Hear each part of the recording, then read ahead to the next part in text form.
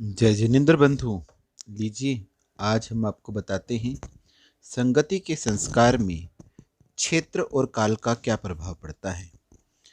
हम यहाँ वाचन कर रहे हैं गुरुमा विज्ञानमती माता जी की उत्कृष्ट पुस्तक संस्कार मंजूषा पूर्वार्ध का। आज हमारा ये 13वां दिन है। जिस प्रकार दवाखाने में जाते ही परिणामों में दया करुणा उत्पन्न हो जाती है, दुख वेदना की अनुभूति होने लगती है, धर्म स्थान तीर्थ क्षेत्र आदि पर जाते ही सहज शांति अनुभव में आने लगती है। कुछ धर्म जापे पूजा दर्शन भंजन भजन अर्चना आदि करने के भाव उत्पन्न होने लगते हैं। बार बार होटल में जाने से, उसके इर्द गिर्द चक्कर लगाने से होटल की वस्तुएं खाने का मन हो जाता है। स्कूल में जाने पर बच्चों में पढ़ने का उत्साह बढ़ने लगता है। चोरों लुटेरों डकैतों के स्थान पर जाने से गुंडागर्दी चोरी डकैती आदि के भाव तथा बड़े बड़े शहरों में रहने वालों में फैशन श्रृंगार वस्त्राभूषण की साज सज्जा आदि के संस्कार आ जाते हैं। उसी प्रकार क्षेत्र के निमित्त से संस्कारों में परिवर्तन हो जाता है, जैसे श्रवण कुमार में हुआ। माता पिता का परम भक्त श्रवण कुमार अपने अंधे माता पिता को तीर्थ यात्रा पर ले जा रहा था। रास्ते में जब सरयू नदी का वह तट आया जहाँ परशुराम ने अपने माता पिता को मारा था, वहाँ पहुँचते ही श्रवण कुमार के भी भाव बदल गए। वह माता पिता से कहता है, मैं आपको अब यात्रा नहीं करवा सकता, मैं कब तक आपकी सेवा करता रहूँगा, आदि आदि। उसके पिताजी पूछते हैं, बेटा यह कौन सा स्थान है। श्रवण कुमार ने कहा, पिताजी यह सरयू नदी का तट है। पिताजी समझ गए। उन्होंने कहा, बेटा नदी पार करवा दे, उसके बाद छोड़ देना। श्रवण कुमार उनको नदी पार करवा देता है, किंतु नदी पार होते ही उसके भाव परिवर्तित हो जाते हैं। वह पश्चाताप करता है, माता पिता से क्षमा मांगता है। ऐसा होता है क्षेत्र का प्रभाव। इसी प्रकार महाभारत का युद्ध प्रारंभ होना था। श्री कृष्ण ने सोचा, युद्ध के लिए ऐसा स्थान चुनना चाहिए जहाँ एक दूसरे के प्रति मोह परिणाम जागृत न हो। पांवे बड़ों पूज्य पुरुषों के प्रति नम्रता आदर कृतज्ञता का भाव उत्पन्न न हो, क्योंकि युद्ध भाई भाई के बीच में होना है। ऐसे स्थान को खोजने के लिए वे कई नगरों ग्रामों जंगलों और खेत खलिहानों में गए, लेकिन उन्हें ऐसा स्थान नहीं मिला जो भाई भाई के साथ युद्ध के लिए उपयुक्त हो। आखिर खोजते खोजते उन्होंने एक खेत पर एक किसान को रहट चलाते हुए देखा। दोपहर का समय हुआ। उसकी पत्नी भोजन लेकर आई। जाटनी के आते ही जाट काम छोड़कर भोजन करने लगा। वह बहुत थका हुआ था। भोजन करने के बाद वह वृक्ष की छाया में थोड़ी देर लेट गया। ठंडी हवा के स्पर्श में उसको गहरी नींद लग गई। इधर जाटनी रहट चलाने लगी। पानी का वेग अधिक बढ़ गया और वह बांध को तोड़ क्यारियों में भरने लगा। जाटनी ने आव देखा न ताव तुरंत अपने बालक को झोले में से निकालकर बांध में लगा दिया। उन्हें अपने काम में जुट गई। कुछ समय पश्चात किसान उठा। उसने अपने हल को संभाला। उधर जाटनी को बालक की सुध आई। उसने बालक को बांध में से निकाला। तब तक वह बालक मर चुका था। बालक को मरा देख जाटनी ने गड्ढा खोदकर बालक को वहीं गाड़ दिया। यह सब दृश्य देखकर उन्होंने यह निश्चय किया कि यह भूमि युद्ध के योग्य है, क्योंकि यहाँ एक माँ में भी बच्चे के प्रति मातृत्व का भाव नहीं है, ममता नहीं है, तो यहाँ भाई भाई के प्रति प्रेम भी नहीं उमड़ सकता। यह उस क्षेत्र का प्रभाव था। सैकड़ों वर्ष बीतने के बाद भी उस क्षेत्र के आभा मंडल ने श्रवण कुमार जैसे सुपुत्र के भाव को भी बदल दिया। आपने स्वयं अनुभव किया होगा कि जब भी आपके संक्लेश परिणाम हो रहे हों और उस समय आपको संत भगवान के दर्शन हो गए हों या आप किसी संत के पास मंदिर में पहुंच गए हों, तो आपके भावों में तत्काल परिवर्तन हो जाता है। आपके परिणाम शांत हो जाते हैं।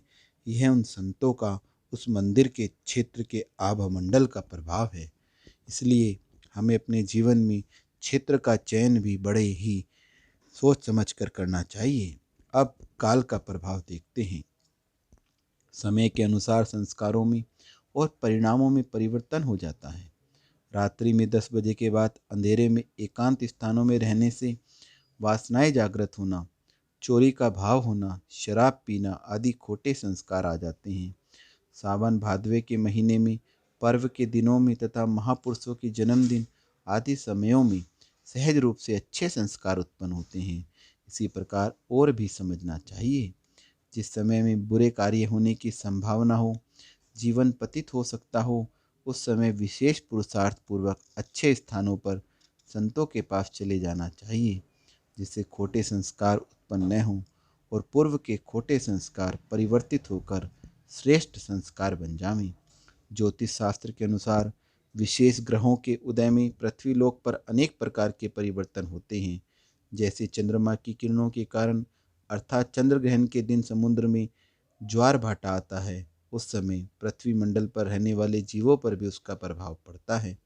उन ग्रहों के उदय के कारण मनुष्य में विशेष रूप से काम वासनाएं, चोरी आदि के भाव उत्पन्न होते हैं। इसलिए शायद इन दिनों में व्रत उपवास करते हुए विशेष रूप से धर्म ध्यान करने का उपदेश है, ताकि मनुष्य गलत काम नहीं कर पावे और एक वक्त या दोनों वक्त का भोजन छुड़ा देने से शरीर में शक्ति भी कम रहती है। धर्म ध्यान में मन लग जाने से दुष्कृत्यों से बच जाता है। यह इस ग्रहण का प्रभाव है। सूर्य ग्रहण, संक्रांति आदि में दान देने की परंपरा है। लोक में समाज संधि कालों में गाली देने, यदवा तदवा बोलने, झाड़ू लगाने, रोने सोने आदि के लिए मना किया जाता है। कहा जाता है कि कोई यदि शाम को संधि काल के समय झाड़ू लगाते हैं तो कचरे के साथ लक्ष्मी भी चली जाती है। संधि काल के समय में यदि कोई कहे कि मर जाता है, मर जाए तो अच्छा, कब मरेगा आदि, तो उसको डांटा जाता है। ऐसा कहने के लिए निषेध किया जाता है। कहा जाता है कि संधि काल में कहा गया सोचा गया काम सफल होता है, चाहे वह अच्छा हो या बुरा। इसलिए सभी धर्मों में संधि काल के समय सांध्य वंदना करने का उपदेश है, क्योंकि व्यक्ति सांध्य वंदना में आत्मस्वरूप के चिंतन, लोक कल्याण की भावना, अपने पापों की निंदा, ग्रह आदि में लग जाएगा तो बुरा काम नहीं करेगा और उस संधि काल में की गई अच्छी भावनाएं फलित होंगी, उसका कल्याण हो जाएगा। संधि काल के समय अभिजीत नक्षत्र का उदय रहता है। सूर्य और चंद्र स्वर दोनों एक साथ चलते हैं। उसी को सुषुम्ना नाड़ी भी कहा जाता है। भावनाएं उस नाड़ी में की गई भावनाएं पूर्ण होती हैं। इस समय में भोजन करने से शरीर में अनेक प्रकार की बीमारियां पनपती हैं, क्योंकि प्राकृतिक चिकित्सा के अनुसार भोजन हमेशा दाहिने स्वर में ही करना चाहिए। दाहिने स्वर में भोजन करने से वह बहुत जल्दी पच जाता है। दूसरी बात, योग के काल में किया गया भोग कभी अच्छा फल नहीं देता है, बल्कि भोग के काल में थोड़ा सा भी योग धारण किया जाता है तो बहुत फल देने वाला होता है। कहा भी है, योग में भोग ढूंढने वाला मूर्ख एवं भोग में भी योग ढूंढने वाला सज्जन पुरुष कहलाता है। यह सब काल का प्रभाव है। इस काल के प्रभाव से अंतरंग में स्थित संस्कार उदित होता है और देखा जाए तो मंत्रों की सिद्धि भी विशेष काल में ही होती है। जन्म एवं मृत्यु के समय भी 10-12 दिनों तक का काल ऐसा ही रहता है। उन दिनों में पारिवारिक लोगों के मन में बार बार उन्हीं बातों का स्मरण करके हर्ष विषाद उत्पन्न होता रहता है, जिससे मन कहीं स्थिर नहीं रहता। शायद इसलिए उन्हीं धार्मिक कार्यों को करने, पूजा दान का निषेध किया गया है, क्योंकि अति विषाद और अति हर्ष के समय व्यक्ति धार्मिक कार्यों में विवेक नहीं रख पाता है। इसी प्रकार प्रतिमाह 3 दिन की अशुद्धि, 1.5 महीने की प्रसूति आदि के काल में भी एक प्रकार से स्त्री को सूतक ही रहता है। यह सब काल का प्रभाव है। इस प्रकार यह आज हमने काल के प्रभाव के बारे में वाचन किया। कल हम भावों का प्रभाव और संप्रेषण पढ़ेंगे। तब तक के लिए गुरु माँ के चरणों में वंदामि गुरु माँ, वंदामि गुरु माँ, वंदामि गुरु माँ।